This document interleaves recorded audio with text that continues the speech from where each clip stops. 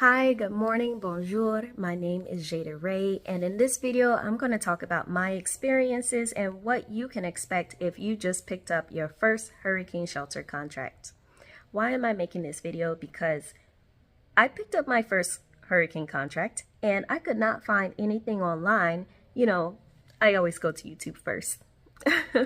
But I also searched a couple of different other social media sites and I couldn't find anything about what I should expect. So, of course, I'm making this to pay it forward, and I hope that you learned something in this video. Okay, so what am I going to actually talk about in this video? First, I'm going to explain the differences between the two different types of shelters. There are 1 and 2 if you're in the state of Florida. Second, I'm going to talk about the schedules, day shift, night shift. Finally, we'll talk about the responsibilities, and I might include, the different agencies that I spoke with in order to pick up this contract, just in case you're interested. Okay, the differences between the shelters. I live in evacuation zone A. If I had gone to a shelter, because I did need to evacuate, but if I had gone to a shelter, I would have gone to what's called general population, because I don't have any medical needs where I require electricity to stay alive, or I require something that I definitely need some sort of medical staff on standby. Not necessarily at the level of a hospital, but somebody nearby in a place that will have electricity. So I would have gone to general population shelters. I would not have had a cot. I would not have had food or anything like that. So I would have brought a sleeping bag, canned foods, or something that doesn't need to be refrigerated, plenty of water, batteries, my cell phone, just things that I need in order to survive. Because general population shelters do not have anything. Will registered nurses go there? No. That's where I would have gone if I needed to evacuate and I was not working in a shelter. Okay, so as a hurricane shelter nurse, you are actually going to go to a shelter called a special needs shelter. And these are going to be slightly different, actually a lot different, from the general population shelters, also called general pop. I have here a list because I was one of the triage nurses, because triage just kind of follows me wherever I work in healthcare for some reason, whatever. So I'm just gonna tell you a couple of these on here. So for special needs shelters, of course, if you need electricity to survive, you should go there. For example, if you have an oxygen concentrator, or because those need to get plugged in, and you don't want to go through all of your emergency oxygen, because once the electricity goes out, who knows when it's going to come back on. That's just how it is. I know here, most people had their electricity off for 5 days to a week. And it's, it is what it is. All of your food will go bad. You better toss it. And everybody's going to apply for FEMA. But also you can have someone with Alzheimer's, with moderate confusion. The caregiver has to be there. So at my shelter, you needed to have a caregiver. With every single person we let in, there needed to be a caregiver. Number one, because you don't want just 5 nurses taking care of 200 clients or patients. While you might be saying, okay, that's the norm in my LTC, or that's the norm in my med surg. That's not right either. But here, the public health department is going to watch after you. And I wish that they would get involved with these hospitals. But that is a conversation for another day. You can have asthma, electrically dependent for a nebulizer. Let's see, congestive heart failure. You can have 3+ pedal edema. You will go to a special needs shelter. If it's 2+ and you're stable, you will actually go to a general pop. Now, if you're unstable, fluid overload, you need to go to a medical management facility. So these are the different types of people that we will be taking care of. Continuous oxygen for COPD. They use a nebulizer. Let's see, seizures frequent grand mal. If you have uncontrolled seizures, you need to go to a medical management facility. These things are appropriate for special needs shelter, and if you are unstable or if you need more attention, then we recommend that you go to a medical management facility, aka a hospital or something of that nature, a rehab facility. They also have generators because you have to continue to take care of people. Speaking of which, before I go into the responsibility and things that might happen while you're on the job, let's talk about the schedule. If you work as a nurse, you are probably familiar with either 5/8s, 3/12s, 4/12s, 5/12s, or something like that. If you are working agency in a shelter, you are going to be working 12s-ish. You might be working a little bit more than 12s, or you might get woken up in the middle of the night to help out. So exactly walking away from your job isn't really a thing if you're working in a shelter, because you are also staying on site for the most part. It depends. Sometimes they might allow for you to go home and come back. So it just really depends on your site manager. It depends on the storm. It depends on a lot of different factors. Talk to your site manager to see if you can go home, if you're local, or if you can stay in a hotel, or Airbnb, whatnot. But back to the schedules, you'll have 12-hour shifts in general, and you will be working every day if you're an agency nurse.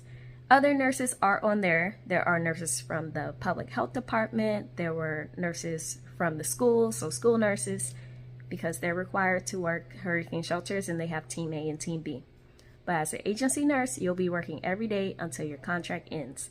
Don't worry, you will get paid overtime.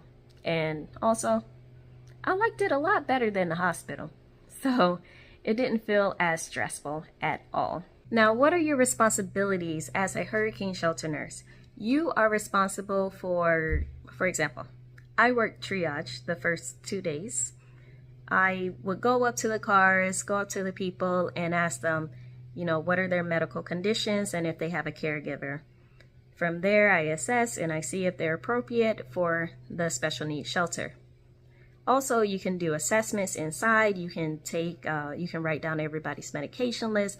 That way you can know who is there and what their medical conditions are, because that actually proves very useful later on. So what do I mean by that? By you really need to know what's going on with every single person. Emergencies can and might happen while you're on shift. It's not like you can just go in, sit down, and just chill out all day. You need to do assessments, reassessments, make sure that everybody is safe. Because we did have someone have a grand mal seizure, and they stopped breathing. They were not getting any oxygen at all. And I'm talking about like their hands and arms were starting to turn blue. And they were not, obviously with a seizure, you're not conscious, but when your hands are turning blue and your arms are turning blue and it's creeping up your extremities, it is seizures are serious situations, but it's a serious situation too, if you know what I mean. We also had somebody basically DSAT. They went down from like the 90s all the way down to like 81, 82. And you just have to be able to respond to such situations. And yes, that person did survive thanks to emergency interventions that we did.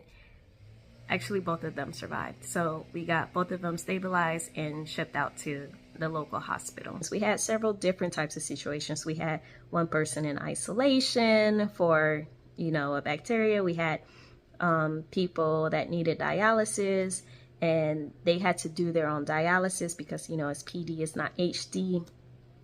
And so we had different situations. So I just want to make sure that you're prepared. It may not happen while you are on shift, but just be prepared. When you get there, look at your medical cards, know what's in it, know who you can call.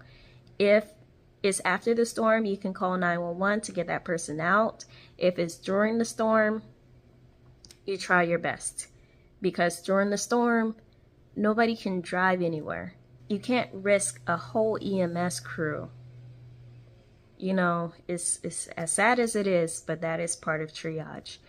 So do what you can and just know who you can talk to, know what's in your cards, know all of this stuff ahead of time.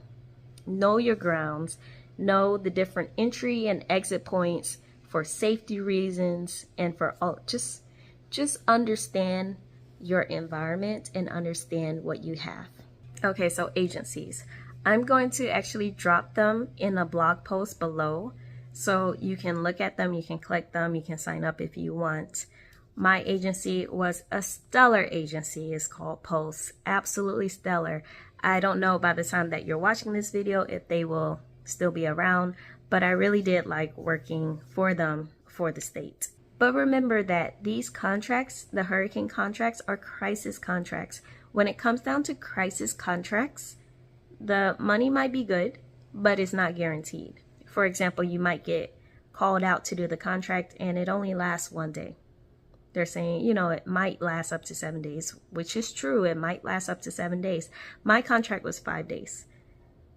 But that money is not guaranteed. So never cancel guaranteed money. For example, if you have a stable staff job, don't cancel that. Don't quit right on the spot just to pick up this assignment. Or if you have like a travel assignment or something that's guaranteed, don't just quit it to pick up a crisis contract because it's not guaranteed. In fact, my very first hurricane contract, I was canceled on my drive to the location. So those things happen.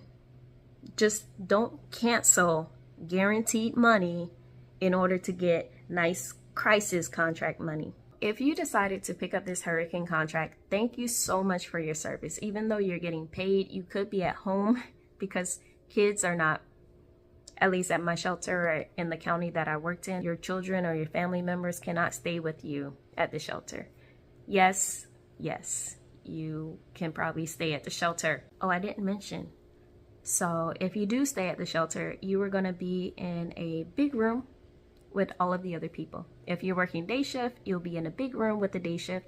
And if you're working night shift, you'll be sleeping in a big room with the night shift.